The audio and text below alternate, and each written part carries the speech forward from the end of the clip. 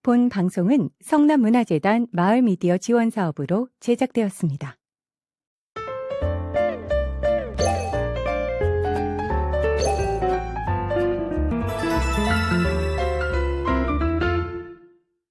안녕하세요. 라울림 이현순입니다. 지난주에 이어 성남의 역사인물 이야기 두 번째 시간인데요. 저희가 지난주엔 이경유 선생이 임진왜란 당시 문관임에도 전투에 참여하게 되어 상주 전투에서 전사한 이야기 드라마로 들려드렸습니다. 그리고 중앙공원에 위치한 이경유 선생의 묘와 말무덤, 정엽이까지 이야기를 나눠봤는데요. 오늘은 이경유 선생이 전사한 후의 이야기와 한산희 씨 가옥을 보여드리려고 합니다. 사후에 무슨 이야기가 있을지 궁금하시죠? 보통 인물 이야기는 생전의 일화를 중심으로 다루고 있는데요. 이경유 선생은 사후의 이야기가 야담집에 많이 남아 있습니다. 이경유 선생은 종사관으로 상주 전투에 참여해서 전사한 인물이라고 말씀을 드렸는데, 종사관이란 훈련도감, 포도청, 총리영, 관리영에 배치되어서 각 기구에서 일어난 일을 기록하고 전달하는 그런 임무를 담당하는 관리입니다. 전투에서 직접 참여할 책임이 없는 직책인 셈이죠. 그런데도 전투에 참여해서 전사해서인지 그의 죽음에 대한 관심이 쉽게 사라지지 않았어요. 임진왜란 직후에서부터 20세기 초까지 여러 문헌의 다양한 모습으로 반복되고 있는데요. 이경유 귀신 이야기라는 그런 자료들이 굉장히 많이 남아 있습니다. 귀신 이야기라고 하면 우리는 먼저 무섭다 이런 생각부터 드는데, 이경유 귀신 이야기는 무섭다라는 생각보다는 좀 친근하고 효와 충에 관한 이야기들도 좀 많이 남아 있고요. 또 형제 간의 우애를 다룬 이야기도 있고, 이경유 선생의 아들의 이야기까지 좀 다양하게 들어 있습니다. 야담집마다 이야기들이 조금씩 다른데 우리가 먼저 문헌으로 한번 살펴보도록 하겠습니다. 이경유 선생의 귀신 이야기에 관련된 자료들은요, 윤계선이라는 분이 쓴 달천몽유록이라는 야담집에도 나와 있고요. 유몽인의 어우야담, 여러분 어우야담은 좀 많이 들어보셨을 것 같아요. 네, 유몽인이 쓴 어우야담에도 많이 나와 있습니다. 그리고 광해군 때에 편찬된 동국 신속 삼강 행실 충신도라는 책이 있는데요. 이 책에도 좀 많이 좀 들어있고요. 이제, 여기에서 이제는 이경유 선생 아들도 이제인데 그 아들은 아니고요. 이분은 이경유 선생 사망 후 88년이 지난 후에 태어나신 분이에요. 그래서 아들 이제는 아닙니다. 네, 이제가 쓴 종사 이공 묘갈이라는 책에도 이경유 선생의 귀신 이야기가 나옵니다. 그리고 또 노명흠이라는 분이 쓴 동패낙송, 이규상이 편찬한 병세재언록, 예, 너무 많죠. 네, 또 이분이 쓴 김은총화, 이렇게 다양한 이야기들이 야담집에 많이 남아 있는데요.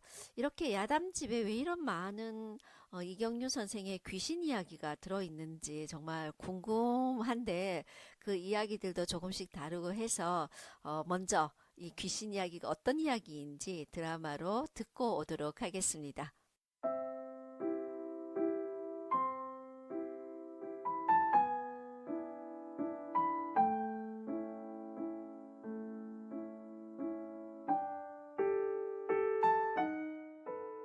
전쟁으로 나간 이경유가 어느 날 부인 조씨 앞에 나타났다.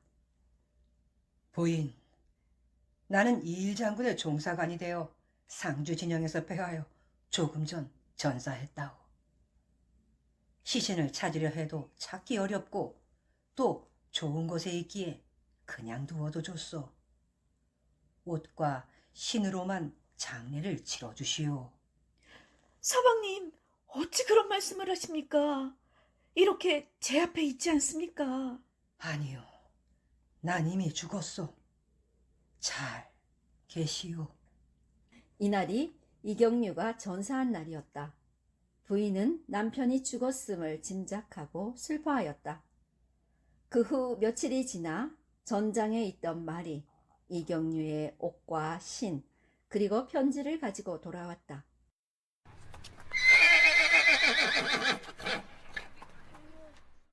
가족들은 이경류의 시신도 없이 장사를 지냈다.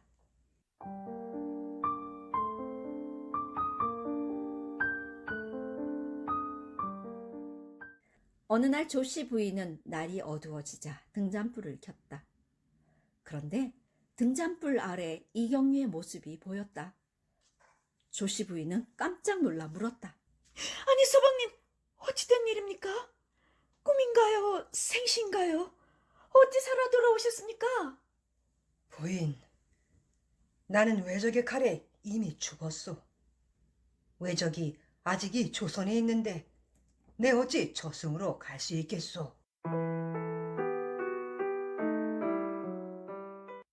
이경류는 죽은 뒤에도 밤마다 집에 찾아와 닭이 울 무렵에 돌아갔다. 목소리와 웃음이 살아있을 때와 같고 부인 조씨와 이야기를 나누는 것도 평소와 같았지만 차려놓은 음식은 줄지 않았다. 서방님, 당신이 묻힌 곳이 어디입니까? 그곳을 알려주시면 서방님을 모셔와 장사라도 지내야 하지 않겠습니까? 내가 있는 곳은 많은 백골더미 가운데니 찾을 수 없고 지금 묻힌 곳 역시 아무 해가 없으니 내버려 두시오. 매일 밤 부인을 찾아오던 이경류는 죽은 지 1년이 지나자 이틀에 한 번씩 오기 시작했다. 죽은 지 2년이 지나자 이경류는 말했다. 부인, 나는 이제 오지 않을 것이요. 그때 이경류의 아들 나이는 겨우 4살이었다. 이경류는 아들 죄를 어루만지며 말했다. 이 아이가 과거에 급제하면 그때 다시 오겠소. 그 말을 남긴 뒤 이경류는 사라졌고 그 후 다시는 볼 수 없었다.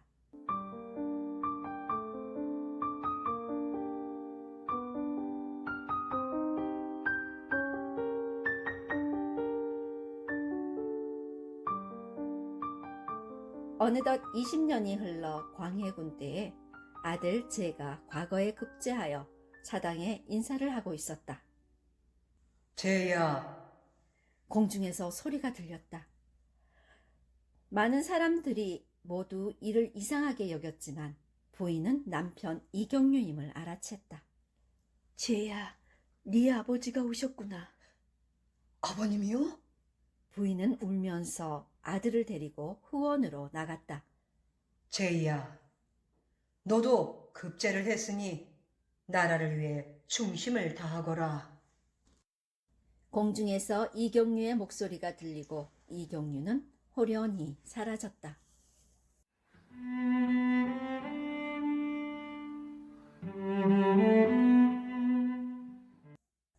전사한 이경류의 호는 평양에 무장으로 있는 형을 간절히 만나고 싶었다.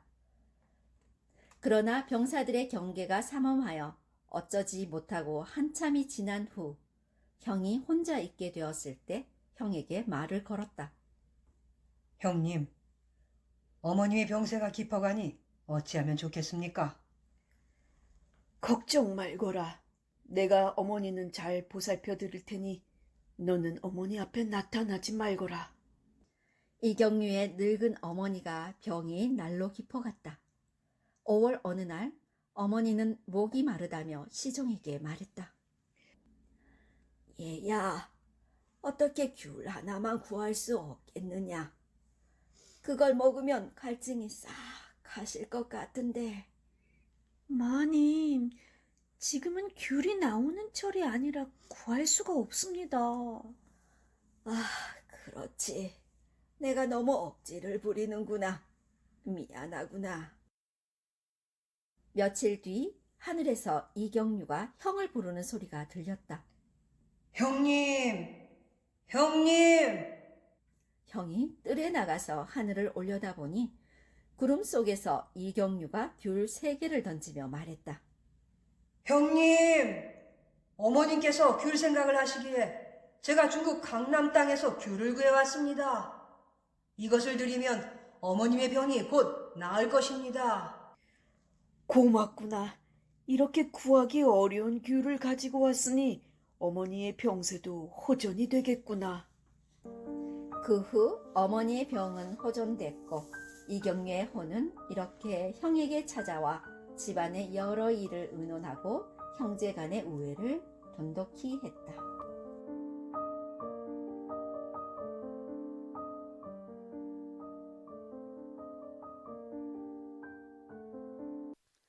네, 드라마 듣고 왔는데요. 제가 그 드라마를 세 단락으로 나누었죠. 처음에는 부부간의 사랑 이야기죠. 네. 이경유 선생이 사망 후 전사하고 나서 부인을 찾아온 이야기고요. 두 번째는 부모님에 대한 효도, 어머니에 대한 효에 대한 이야기입니다.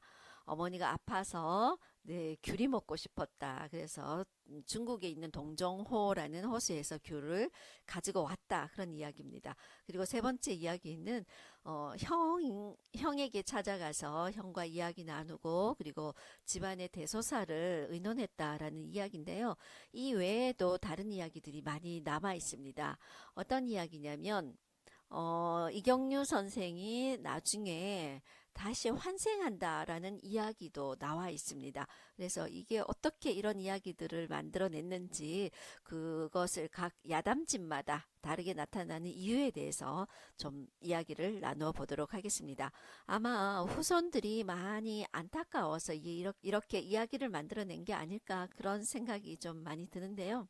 대부분 야담집에 나오는 이야기는 정확히 이게 사실인지를 규명할 수는 없잖아요. 당시에 이야기를 듣고 전해서 이렇게 쓴 이야기들이라 전해 내려오는 이야기로만 알 수밖에 없습니다.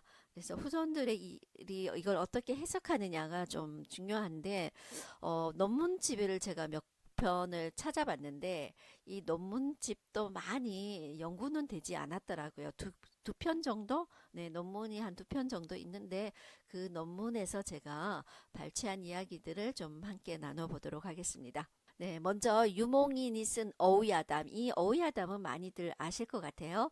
1599년에 태어나서 1623년에 돌아가신 분인데요. 유몽인은 어우야담이 편찬될 즈음에는 임진왜란 당시 겪었던 이야기들이 함께 있습니다. 그래서 좀 동시대의 사람이다라고 알 수 있겠죠.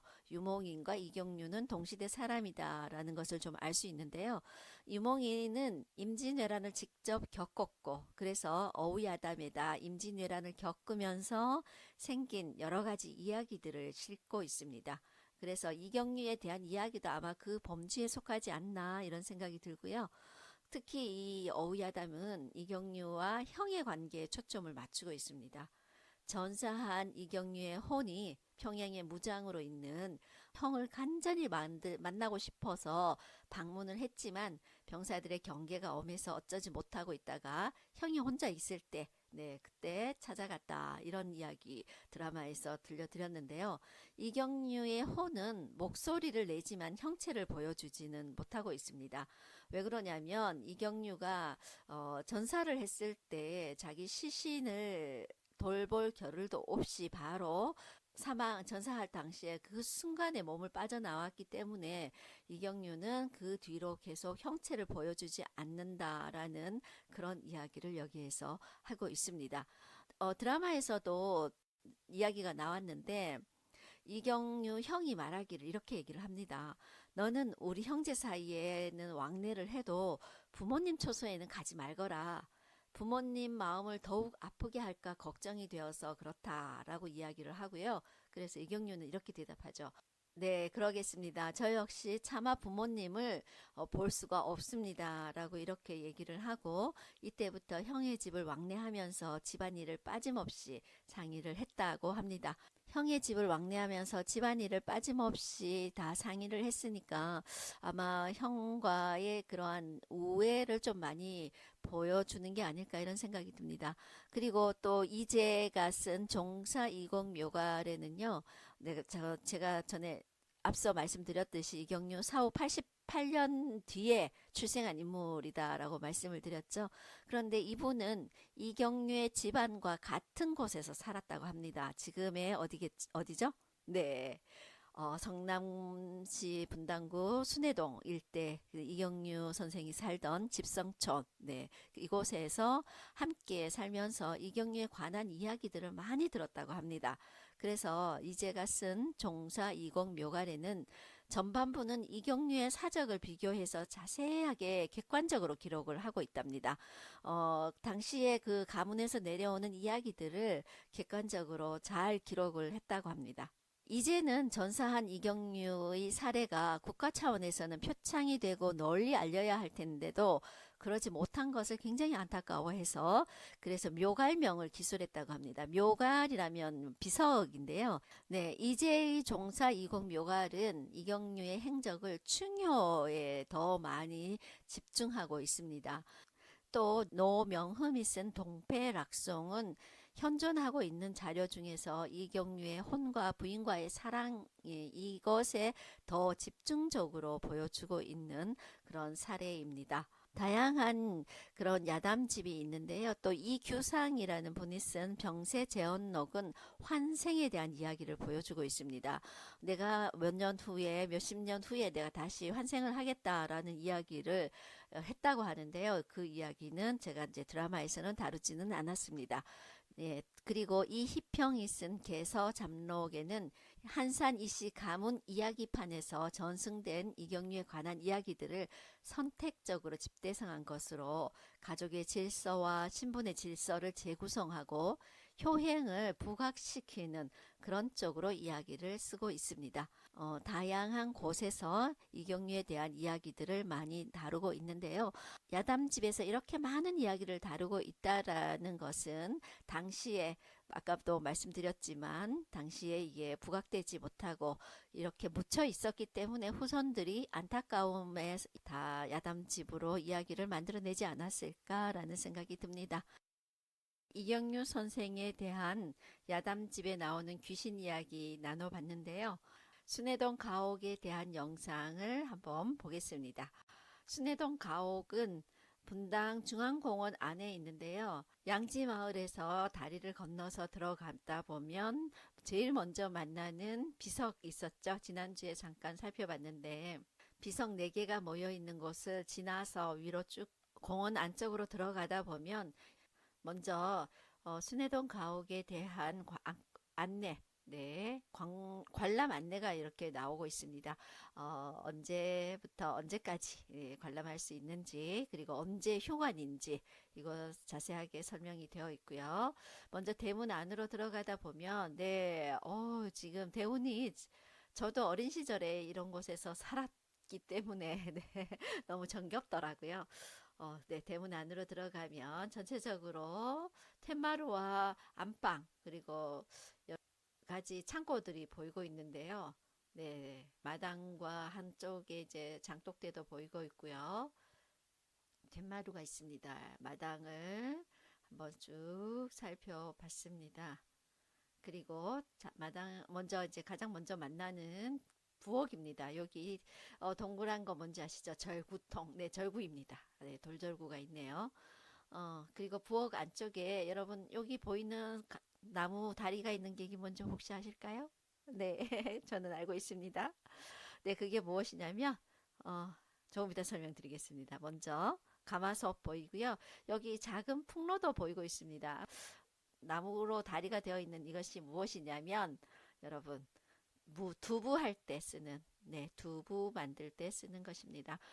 여기 부엌과 연결되어 있는 마루 쪽으로 난 문이 있는데요. 제가 한번 열어보겠습니다. 부엌이 들여다 보이네요. 네, 좀 더 열어보려고 했는데 이거는 열리지는 않더라고요. 이곳은 뭐 음식해서 부엌으로 전달할 수 있게끔 만들어 놓은 네, 작은 문입니다. 안방으로도 연결이 되어 있는데 여기는 마루로 이렇게 연결이 되어 있네요. 네, 뭐 이쪽이 안방이고요. 마루가 있고 안방은 안 보이고 요거는 건넌방이라고 해서 며느리가 살던 방입니다. 며느리가 거주하던 건넌방이고요. 안방은 문이 열리지 않아서 제가 촬영을 못했는데 안방에는 시어머니가 거주하던 곳이고요. 건넌방에는 며느리가 거주하던 곳입니다. 그리고 장독대, 예, 장독대를 이렇게 다 엎어놨네요. 그리고 옆에 있는 이 움막 혹시 보이십니까? 장독대 보였고요. 움막, 예, 이게 뭔지 아세요 혹시? 저 옛날에 어린 시절에 이런 움막 있었습니다. 저희 집에도. 예, 겨울철에 김치를 보관하는 곳입니다. 김장을 하고 나면 이 움막에다가 김치를 보관하는데 여기 보이시나요? 땅에 묻어놓은 장독. 네. 그리고 여기는 사랑방입니다. 옛날에는 그러니까 남편과 아내가 방을 따로 이렇게 기거를 했죠. 사랑방에서는 아이들도 가르치고 네, 이렇게 있습니다. 네, 외양간, 네, 외양간도 있고요. 저기는 헛간이라고 하는데요. 뭐 여러 가지 창고처럼 그렇게 쓰는 곳입니다. 네, 외양간까지 보고 한산이씨 가옥에 대해서 살펴봤습니다. 제가 이걸 촬영하면서 저는 굉장히 정감이 있었습니다. 왜냐하면 앞서도 잠깐 말씀드렸지만 제가 국민학교 다닐 때까지 저도 이런 집에 살았습니다. 여러분들은 아마 도시에서 살았던 분들은 아파트에 살거나 단독주택이라도 굉장히 깔끔한 집에 살았겠지만 저희는 초가집은 아니었지만 구조가 이렇게 비슷했습니다. 그래서 부엌은 저희도 가마솥에 네, 밥을 해먹는 그런 불을 떼서 밥을 해먹기도 했었고요. 풍로 아까 보셨죠? 네, 풍로를 돌려가지고 불을 붙이는 그런 것도 제가 초등학교 다닐 때까지 제가 초등학교 5학년 때까지인가 아마 이렇게 살다가 다시 이제 집을 이사를 해서 좀 깔끔한 현대식 집으로 이사를 갔었던 것 같은데요. 저는 이걸 보면서 옛날 아주 어린 그 옛날에 살던 그런 할머니와 함께 할머니, 할아버지, 저희 부모님 이렇게 함께 살던 그런 집이 생각이 났습니다. 제게 향수를 주는 그런 분당 순회동 가옥이었습니다. 여러분, 순회동 가옥까지 여러분 보여드렸는데요. 오늘 귀신 이야기, 순회동 가옥 이런 이야기들을 나누면서 이렇게 우리의 역사를 안다는 것은 굉장히 중요한 일이구나라는 생각이 들었습니다. 나의 뿌리를 알 수 있는 그런 아주 중요한 일이죠. 2주에 걸쳐서 우리 성남시 역사인물 이야기, 네, 이경유 선생에 대한 네, 이야기들을 여러분과 나눠봤는데요.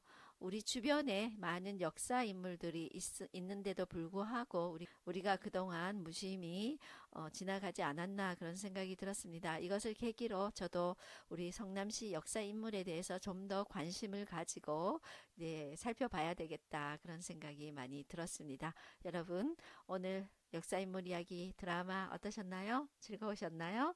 다음에 또 다른 모습으로 여러분 찾아뵙도록 하겠습니다. 지금까지 라울님 이연순이었습니다. 감사합니다.